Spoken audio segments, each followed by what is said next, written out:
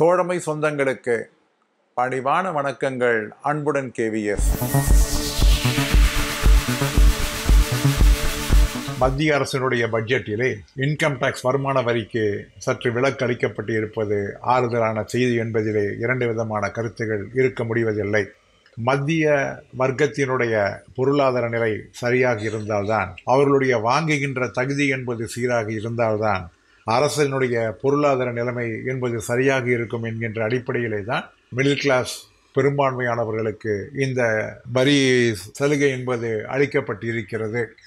இந்த புதிய திட்டத்தின்படி த ஸ்டாண்டர்டு ரிடக்ஷன் என்பது 50,000 75 இந்த டாக்ஸ் ரிஜிமிலே மாற்றப்பட்டிருக்கிறது. அதே போன்று ஃபேமிலி பென்ஷனும் 15,000 25,000 என்பது அடிப்படை சலுகையாக தரப்பட்டிருக்கிறது.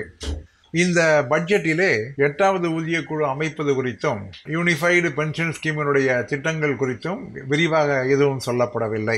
அப்படி சொல்லப்படாததனால் அவைகள் நிலுவையிலே போடப்பட்டுள்ளதா என்று யாரும் எண்ண வேண்டாம். இருந்தாலும் கூட அவைகள் குறிப்பிடப்படவில்லை என்பதை நிச்சயமாக நாம் சொல்லித்தான் ஆக வேண்டும். இந்த ஸ்டாண்டர்ட் டிடக்ஷன் என்பது வந்தாலும் கூட 12 லட்சம் வரை இன்கம் டாக்ஸ் செலுத்த வேண்டியதில்லை என்று சொன்ன பின்னாலே ஏற்கனவே இருக்கக்கூடிய அந்த பழைய டாக்ஸ் அளவீடுகள் மற்றும் புதிய டாக்ஸ் அளவீடுகள் என்கின்ற 2 அலகுகள் 2 காரணிகள் இனி இருப்பதற்கான வாய்ப்பில்லை.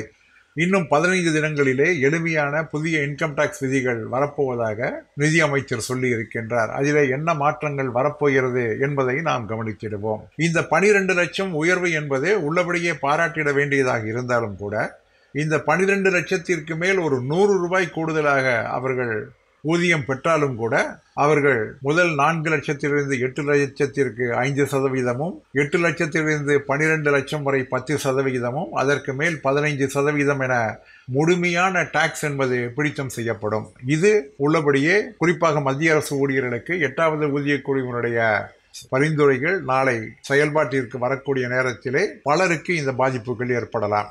இந்த பாதிப்புகளை களைந்திட வேண்டும் என்றால் 12 லட்சம் வரை யாருக்குமே டாக்ஸ் கிடையாது, அதற்கு மேலாகத்தான் டாக்ஸ் என்ற முறை மாற்றினால்தான் இது ஓரளவுக்கு பயனளிக்கக்கூடியதாக இருக்கும். இல்லை என்றால் இந்த 12 லட்சத்திற்கு மேல் 100 ரூபாய் வந்தாலே முழுமையாக இவ்வளவு வரி கட்டிட வேண்டும் என்றால் அது அவர்களுக்கு பாதிப்பாகத்தான் அமையும். அதுவும் அரசுடைய ஊதிய குழுவினுடைய அமலாக்கத்திற்கு பின்னால் அவைகள் பெரிய ஒரு பாரமாக அரசு ஊழியர்களுக்கு அமைக்கும் என்று நான் நம்புகிறேன். என்ன இருந்தாலும் 12 லட்சம் என உயர்த்தியது உள்ளபடியே வரவேற்கத்தக்க ஒன்று என்று மனதார வாழ்த்துகிறேன். மீண்டும் சந்திப்போம். அன்புடன் KVS.